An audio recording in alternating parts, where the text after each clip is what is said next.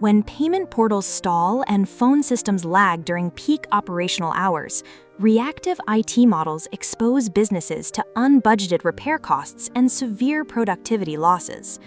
Dan Netaborsky, CEO at NetAccess Systems, targets the core operational requirement. The practical question isn't who can fix the server, it's who is watching the workflow before staff, customers, and invoices are already affected.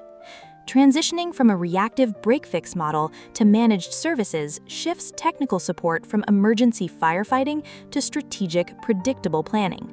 Continuous 24/7 monitoring detects system anomalies, network bottlenecks, and backup failures overnight, allowing issues to be remediated before employees begin their workday. Furthermore, integrating dedicated vCIO strategic guidance and technology alignment managers aligns infrastructure investments, patch schedules, and vendor management directly with organizational budgets and growth objectives.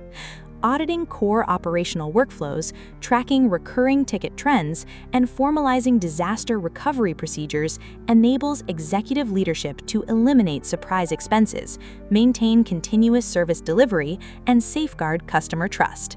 Read the full article to transition toward a proactive IT support model and add this to your Spotify playlist.